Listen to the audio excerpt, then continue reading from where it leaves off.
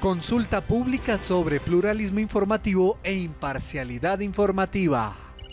Buenos días, bienvenidas y bienvenidos a Audiencias Capital, el programa de participación, opinión y escucha de los y las televidentes de Canal Capital.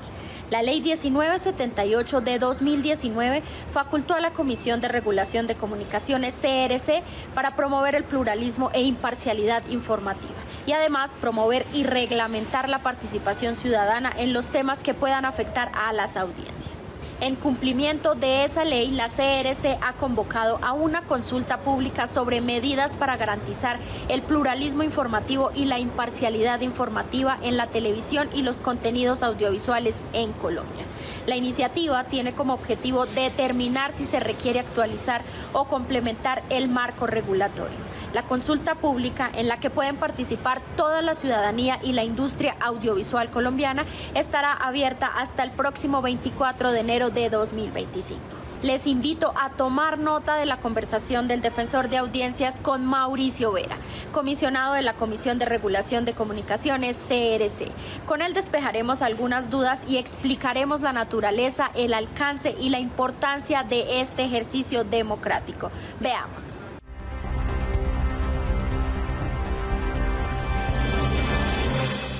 Comisionado, gracias por estar con nosotros. Bienvenido a Audiencias Capital. Muchas gracias, Carlos, por la invitación. Siempre es un gusto poder acompañarlos en este espacio. ¿Por qué vieron la necesidad de esa consulta, comisionado?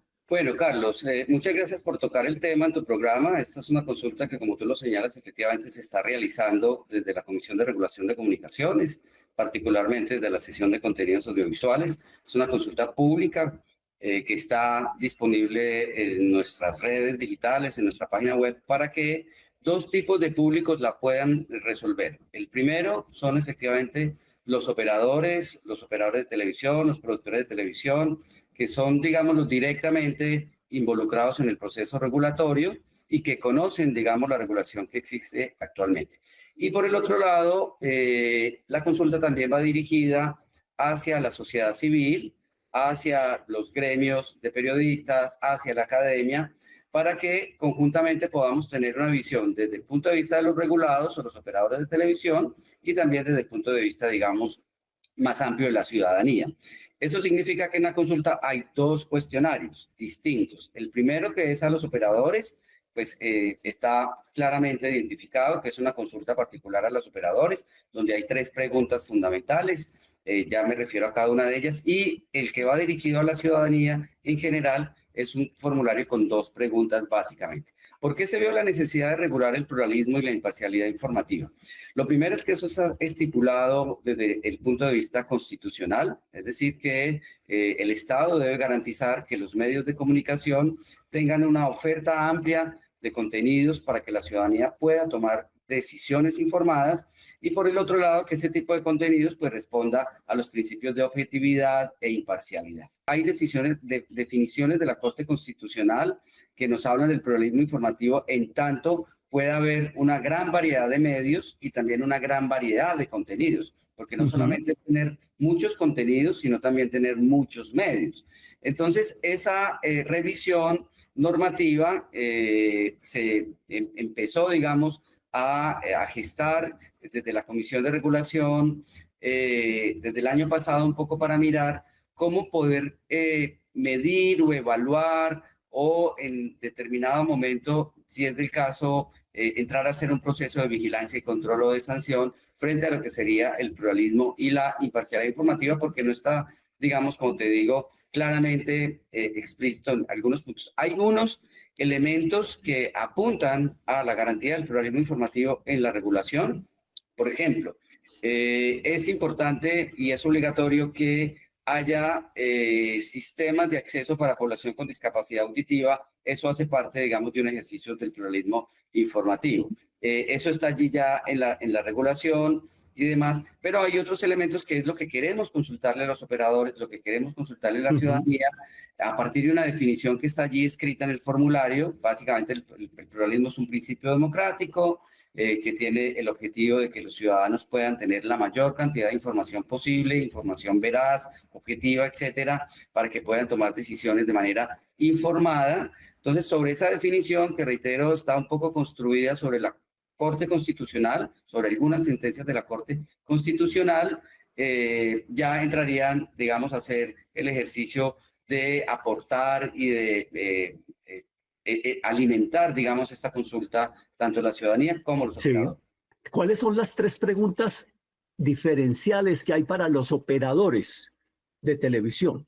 La variedad de contenidos tiene, digamos, muchos elementos internos, que haya diversidad de fuentes, que haya diversidad temática, que haya presencia, digamos, étnica diversa, etcétera, etcétera. Entonces, a partir de esa definición, ¿qué elementos le faltan o qué elementos considera usted que no están incluidos dentro de esa definición o deberían estar incluidos dentro de esa definición? Y de acuerdo a la regulación vigente, ¿con qué se debería complementar o no esa, digamos, esa regulación? Y la tercera, ¿cómo poderle aportar a una regulación o cómo se imagina, digamos, el regulado, una regulación en el tema de pluralismo y de imparcialidad informativa? Y las preguntas específicamente dirigidas a los ciudadanos en general, ¿cuáles son? Es la misma, la primera es la misma sobre esa definición de pluralismo informativo, qué elementos considera que son allí, digamos, significativos, qué elementos faltan, y la segunda va a qué digamos, normatividad o regulación debería incluirse para regular el pluralismo y la imparcialidad informativa en el país. La diferencia sustancial está en que a los operadores de televisión se les pregunta sobre la regulación vigente, ¿cierto? Hay una resolución, que es la resolución 5050, donde está compilado todo lo que tiene que ver con pluralismo informativo. Reitero, ahí entran, por ejemplo, los sistemas de acceso, ahí entran, por ejemplo, las defensorías del televidente. Eso hace parte también de poder garantizar, digamos, que el sistema de medios y los contenidos de medios pues den una oferta equilibrada, balanceada a los ciudadanos. Esa es la diferencia sustancial entre la una y la otra, porque los operadores conocen la regulación, mientras que el ciudadano pues parte de una noción que la consulta le está brindando en esa definición. Quisiera, Mauricio, que recabáramos en esa distinción que se hace en el título de este proyecto, la distinción entre pluralismo informativo e imparcialidad informativa, porque puede ser que muchos creamos que no hay mucha diferencia entre una cosa y otra. ¿Por qué se hace esa distinción tan taxativa? Es el Estado debe garantizar el pluralismo y la imparcialidad informativa. Allá hay dos conceptos, digamos, muy distintos, como tú bien señalas. El pluralismo tiene que ver con, como lo he dicho, con diversidad de temas, con diversidad de presencia de actores y de fuentes en esos temas. Eso es lo que conceptualmente se denomina el pluralismo interno. Es decir, que al interior de los medios de comunicación haya una oferta suficiente de contenidos. Porque, ¿qué puede suceder? Que el país puede tener pocos medios, pero puede tener un pluralismo alto. Es decir, en pocos medios hay una oferta muy grande de contenidos. O puede suceder lo contrario, que haya muchos medios, pero una misma oferta. Entonces, el pluralismo interno va dirigida a que al interior del contenido haya diversidad de fuentes, temas, etcétera, etcétera, ¿cierto? Diversidad regional, por ejemplo, y demás. Y el otro lado del pluralismo tiene que ver con el pluralismo externo. Es decir, que también debe haber una garantía de que existan muchos medios de comunicación, no solamente muchos contenidos, sino también pues, muchos medios de comunicación. Nuestras competencias solamente van a televisión, ¿cierto? A televisión. Ya lo otro, digamos, en el caso de la radio, por ejemplo, está en el espectro del ministerio TIC, etcétera, etcétera, la garantía del pluralismo. Entonces, el pluralismo va orientado allí. La imparcialidad es un concepto mucho más complejo. Es mucho más complejo porque efectivamente la imparcialidad hace alusión, si pudiéramos decirlo de esta manera, como a la deontología periodística.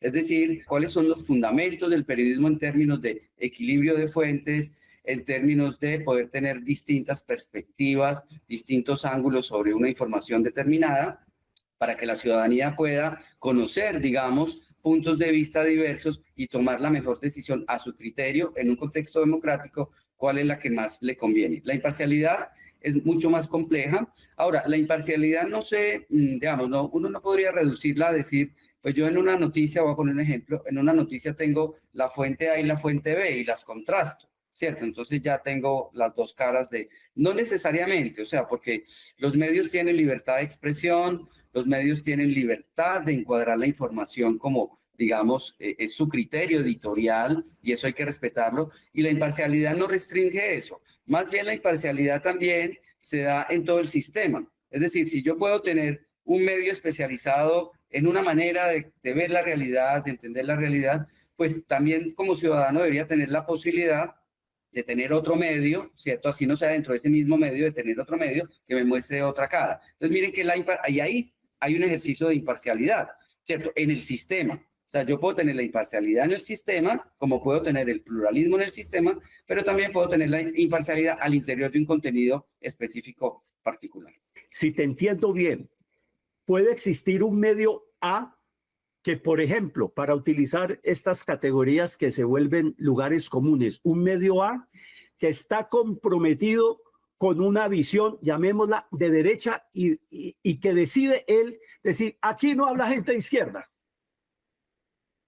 Y un medio B que tiene una tendencia de izquierda que dice, aquí no vamos a entrevistar nunca a la gente de la derecha de este país. En un caso como ese, ¿estoy interpretando lo que tú dices o estoy exagerando el ejemplo? No, es posible un escenario así. ¿Por qué? Porque los medios tienen libertad de expresión, eso digamos es una condición sine qua non del pluralismo informativo. Cuando surgió la consulta el mes pasado hubo, digamos, cierto debate en los medios de comunicación porque surgió como la idea equívoca que iba el proyecto a restringir la libertad de expresión. Y no hay nada más contrario a ello, porque en la medida que haya más pluralismo informativo hay mayor libertad de expresión. Entonces, un medio tiene el derecho, ¿cierto? Legal, empresarial, etcétera, de tener una posición ante la realidad, una posición política, etcétera, y a partir de allí desarrollar sus contenidos. ¿En dónde está aquí el llamado de atención? En que el medio declare a la audiencia esa posición.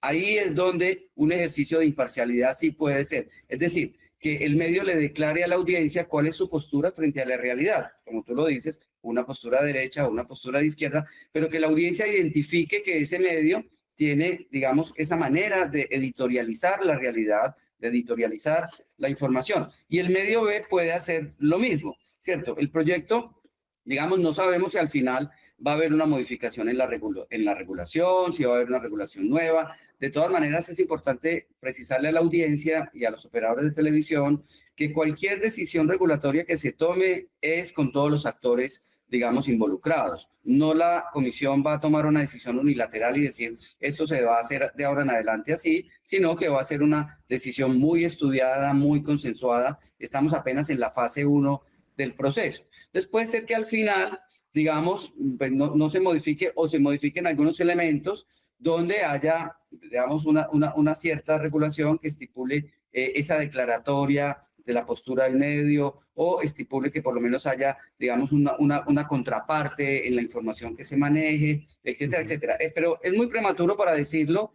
por ahora. Un proyecto de esto nos puede tomar 1 año y medio y apenas estamos comenzando. Yo pienso, por ejemplo, en la audiencia que sigue al medio A y en la audiencia que sigue al medio B. Si esa audiencia finalmente no puede llegar a estar condenada a mirar el mundo así de chiquito, como burritos, mirando un pedacito del mundo y de las complejidades del mundo. Y pienso esto en términos de democracia, porque creo que una democracia queda amenazada cuando un ciudadano, por muy convencido que esté a través de todos los insumos que recibe de un medio, cree que el mundo es así y tiene que ser así, y el que no se sienta cómodo en ese mundo tiene que estar fuera de ese mundo. Sí, de acuerdo, pero yo le agregaría a ese ejemplo un tercer y un cuarto y un quinto y un sexto medio. De eso se trata precisamente el pluralismo. No es solamente tener el medio A, el medio B, sino el medio C y el medio D, ¿cierto? Que pueda tener digamos, un panorama mucho más grande el ciudadano de esa realidad. Eso es lo que, digamos, en un contexto democrático se debe garantizar, que no haya reducción de medios, porque es muy probable que al haber reducción de medios haya reducción de visiones de la realidad. Y eso sí afecta directamente la democracia. Entonces, por un lado, la garantía del pluralismo es que haya una pluralidad de medios, ¿cierto? El A, el B, el C y el D. Pero también, digamos, en esa perspectiva del pluralismo externo, pero también que es lo que el proyecto, digamos, nos va a permitir construir con los actores del sistema, es que efectivamente el medio A también pueda tener una perspectiva más amplia o el medio B pueda tener una perspectiva más amplia y que no necesariamente el ciudadano tenga que ir al A y al B para poderse hacerla, sino que viendo el A pueda tener ya, digamos, un panorama mucho más amplio. De todas maneras, lo que hay que proteger mucho es que exista la libertad de expresión, la libertad de programación en los operadores de televisión y que eso no se vaya a ver restringido, porque, digamos, sería nefasto para la democracia que una regulación le restringiera la manera en que va a abordar o debe asumir digamos, la responsabilidad del medio si, digamos, toma una postura muy radical y eso se lo cobrarán las audiencias. Lo hemos visto, medios que han asumido una postura muy radical no muestran otras visiones del mundo y las audiencias terminan migrando a otros medios que quizás les den una perspectiva mucho más amplia. ¿Qué tal les ha parecido hasta ahora la conversación de hoy con Mauricio Vera?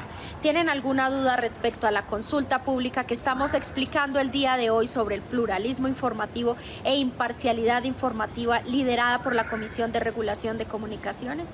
Cuéntenme qué preguntas les ha suscitado lo dicho hasta ahora por Mauricio Vera, comisionado de la CRC. ¿Creen ustedes que en Canal Capital estamos garantizando el pluralismo informativo y la imparcialidad informativa? Pues es muy fácil. Pueden comunicarse con nosotros a través del correo electrónico defensoría@canalcapital.go.co. Sigamos viendo la entrevista.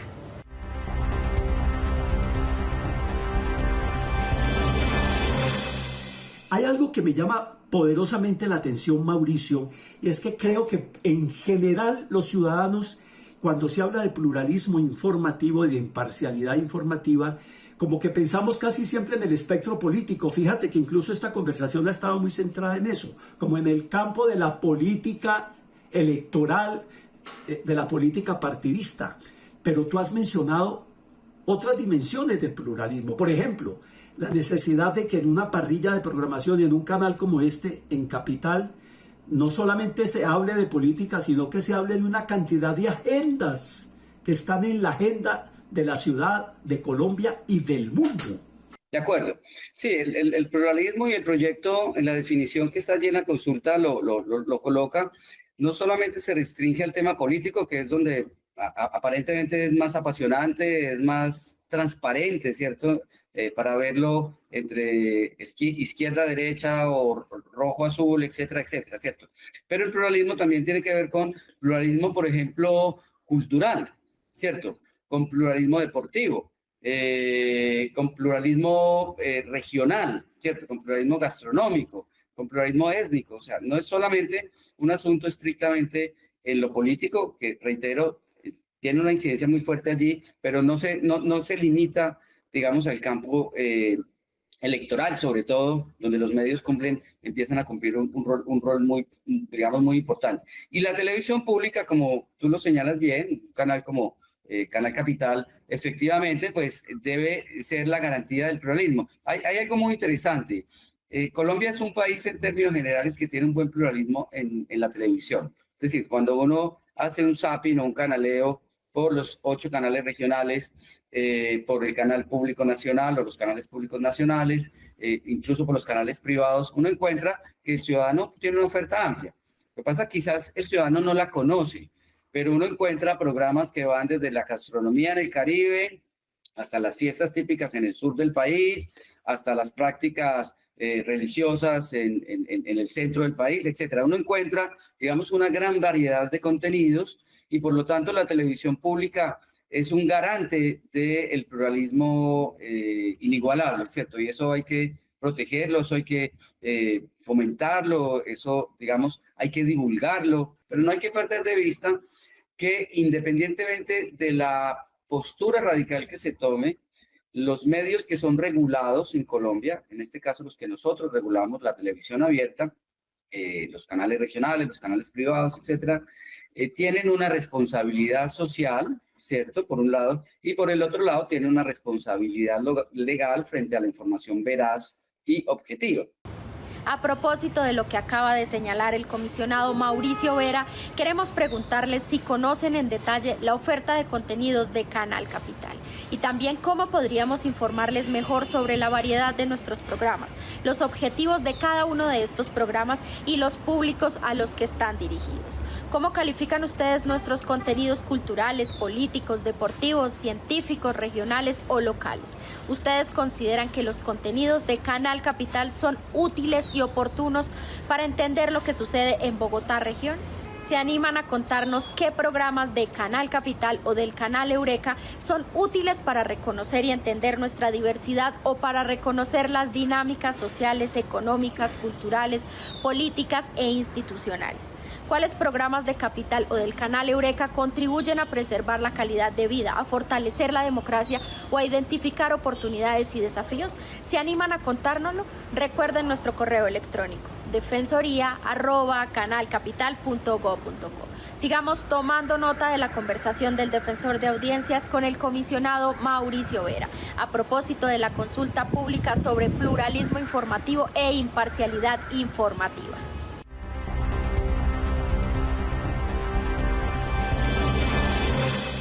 Pero se nos están viniendo otra cantidad de temas. Yo estoy, por ejemplo, muy angustiado, creo que muchas personas en este país y en el mundo, por el tema del agua.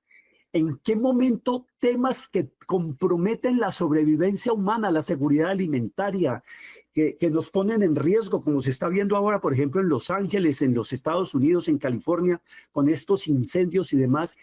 ¿En qué momento ese tipo de temas que amenazan la sobrevivencia humana pueden ser objeto de cierta regulación? No me gusta utilizar la palabra coercitiva, que, digamos, imponga la necesidad de abrir grandes espacios para la discusión pública sobre esos temas y para garantizar sobre todo mucha información de calidad que nos ayuda a tomar decisiones coherentes, oportunas, pertinentes. Pues Carlos, mira, yo comparto tu apreciación en la necesidad de colocar en la agenda pública, ¿cierto? En la agenda mediática, temas primordiales para la sociedad e incluso, como tú lo señalas bien, para la sobrevivencia de la humanidad, ¿cierto? Pero sí hay algo que es importante señalar y que por fortuna es así, y es que el papel de un regulador siempre es posterior a la emisión de los contenidos. Es decir, que un regulador no podría hacer una intervención directa en colocar una agenda temática, digamos, orientada a un interés particular o un interés general, ¿cierto?, a los medios de comunicación. Eso sería terrible aquí en Colombia, ¿cierto?, o en cualquier lugar donde el regulador, digamos, tenga operación. Entonces, la regulación, y esto es muy importante para la audiencia, la regulación siempre será posterior, porque la regulación lo que hace es garantizar la libertad de expresión. Si un medio de comunicación quiere colocar en su agenda y hacerle una apuesta editorial fuerte al asunto del agua en el planeta, ¿cierto?, pues tiene todo el derecho de hacerlo, así como tendrá el derecho a hacer con otro tema.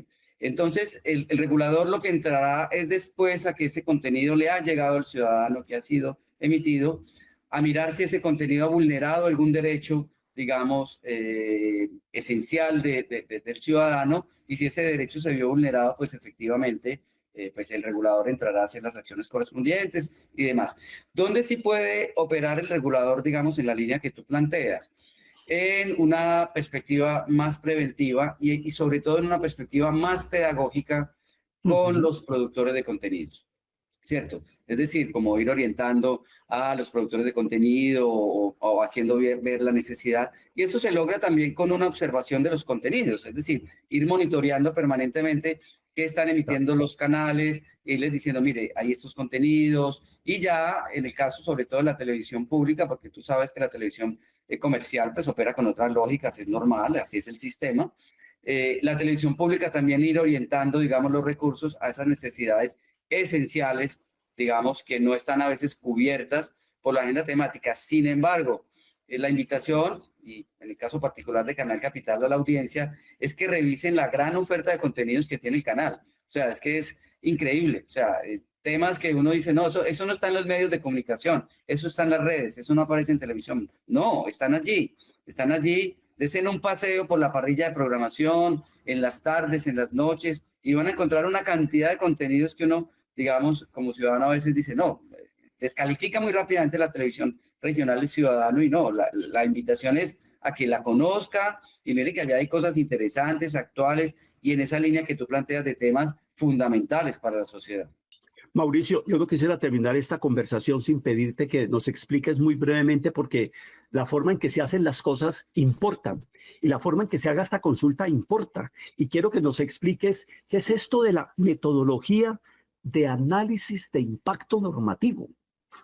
El AIN. Bueno, el AIN es una metodología regulatoria que aplica la Comisión de Regulación de Comunicaciones. Digamos, es una metodología muy rigurosa. Esa metodología es, digamos, para resumirlo así en términos generales, una metodología que permite tomar decisiones con información de primera mano, con información de todos los actores. Entonces, el círculo de la IN comienza con una consulta a los actores, ¿cierto? Una consulta inicial, luego esa consulta se sistematiza y nos deberá llevar en un segundo momento, que eso será en el primer semestre de este año, a la formulación de un problema. Es decir, que con todas las opiniones de los actores, por eso es muy importante que los canales de televisión participen, la ciudadanía participe, etcétera. Nosotros con esa información formularemos un problema, ¿cierto? Identificaremos un problema. Y ese problema lo llevaremos nuevamente a los actores para validarlo nuevamente, para mirar si el problema está bien formulado, qué elementos le faltan, etcétera. Una vez ese problema se afina y se formula, se plantean unas opciones regulatorias o no regulatorias, porque el proyecto puede ser regulatorio o no regulatorio. O sea, no necesariamente es que vamos a terminar al final con una gran carta de regulación, no lo sabemos, ¿cierto? Vamos en el proceso.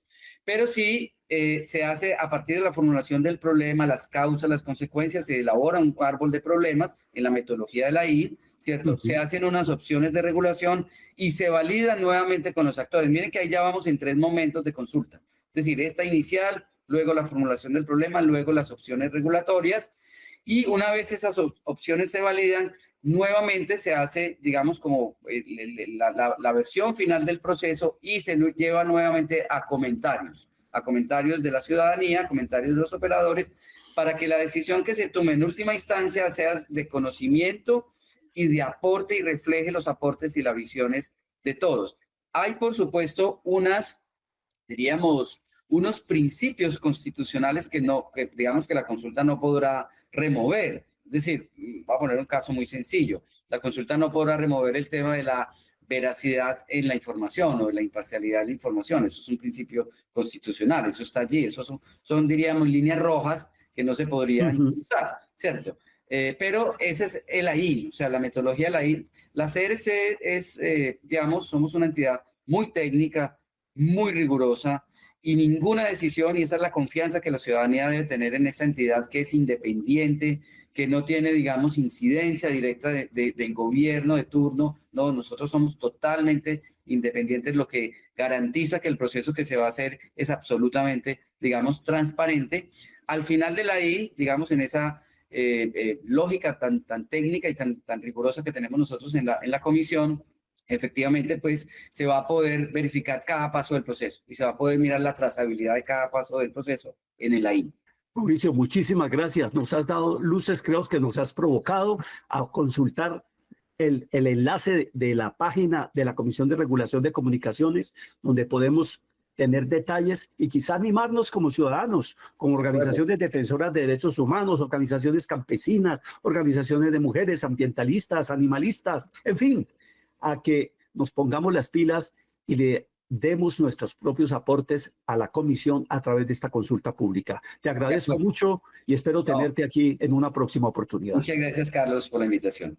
Hemos llegado al final de nuestro encuentro de hoy, pero no sobra reiterarles que este programa de la Defensoría de las Audiencias de Canal Capital es uno de los mecanismos que tienen ustedes para ejercer veeduría ciudadana a cada uno de los programas y contenidos que estamos emitiendo por nuestra señal abierta de televisión y también por nuestras redes y plataformas digitales. Recuerden que son muchísimas las posibilidades y momentos que podemos compartir con ustedes desde este espacio de la Defensoría de las Audiencias de Canal Capital. Nos vemos el próximo sábado y por supuesto no olviden pasar la voz. Y recuerden que estamos en el corazón de Bogotá. Chao, chao.